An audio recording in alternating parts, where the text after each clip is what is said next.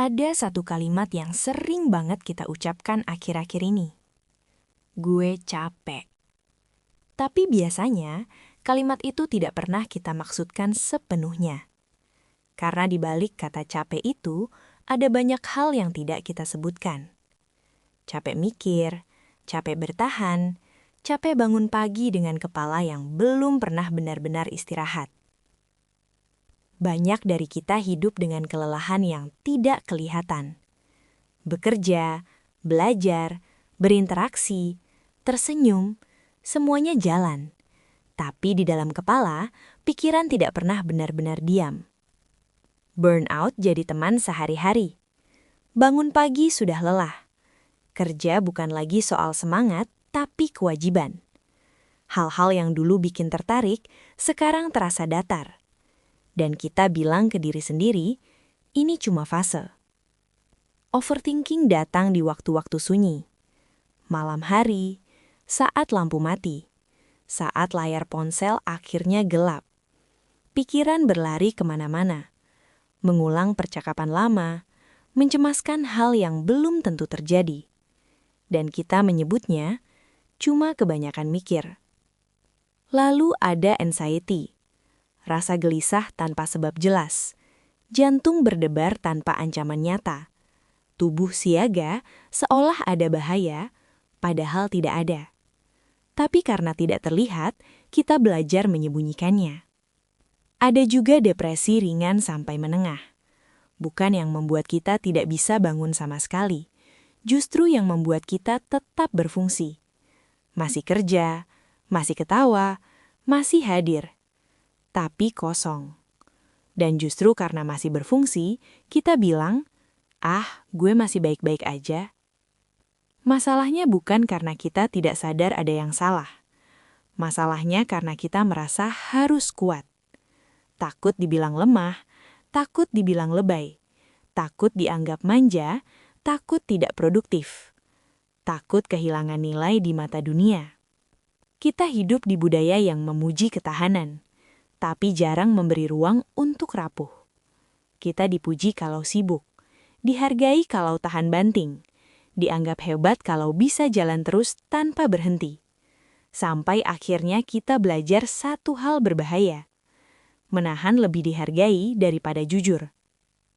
Dan pelan-pelan kita menjadi ahli dalam satu hal, menyembunyikan luka. Kita menahan dengan cara masing-masing. Ada yang menalihkan diri dengan kerja, ada yang menenggelamkan diri di hiburan, ada yang sibuk membantu orang lain supaya tidak perlu menghadapi diri sendiri. Dan ada yang memilih diam, karena bicara terasa berisiko. Diam bukan karena tidak ingin sembuh. Diam karena tidak tahu harus mulai dari mana. Dan mungkin karena selama ini kita berpikir, kalau aku kuat, ini akan lewat sendiri. Tapi ada satu hal yang jarang kita akui. Bertahan terlalu lama tanpa ruang bukan tanda kekuatan. Seringkali itu hanya tanda kelelahan yang belum diberi nama. Di titik ini kita tidak perlu jawaban besar, tidak perlu solusi instan, tidak perlu nasihat yang menyederhanakan. Yang kita butuhkan seringkali hanya satu hal, izin untuk berhenti sejenak. Dan mungkin disitulah percakapan tentang solusi bisa dimulai. Bukan sebagai kewajiban, bukan sebagai target baru, tapi sebagai bentuk perhatian kecil pada diri sendiri. Tentang menguatkan diri dengan cara yang lebih manusiawi. Ada pergeseran kecil yang bisa kita lakukan. Bukan mengubah hidup sepenuhnya, tapi mengubah cara kita memperlakukan diri sendiri. Solusi 1. Ubah definisi kuat. Kuat bukan berarti tidak merasa apa-apa. Kuat berarti mampu mengakui bahwa ada yang berat. Kuat bukan menahan terus. Kuat adalah tahu kapan harus berhenti sejenak. Solusi 2. Berhenti menganggap istirahat sebagai kegagalan. Banyak dari kita merasa bersalah saat tidak produktif. Padahal tubuh dan pikiran juga butuh pemulihan. Istirahat bukan tanda kalah. Istirahat adalah bagian dari bertahan. Solusi 3. Namai apa yang kamu rasakan. Seringkali yang membuat berat adalah kebingungan. Coba beri nama, ini lelah, ini cemas, Ini sedih. Bukan untuk mengotak-ngotakan diri, tapi untuk berhenti menyangkal. Solusi 4. Pilih satu tempat aman untuk jujur. Tidak perlu ke semua orang, cukup satu. Teman, keluarga, profesional. Satu ruang di mana kamu tidak perlu menjelaskan atau membuktikan apapun. Solusi 5. Kurangi tekanan untuk selalu baik-baik saja. Kamu tidak harus menjelaskan semuanya. Cukup berhenti berpura-pura. Tidak apa-apa bilang gue lagi nggak oke. Kalimat itu tidak menjatuhkan nilai kamu sebagai manusia. Solusi 6.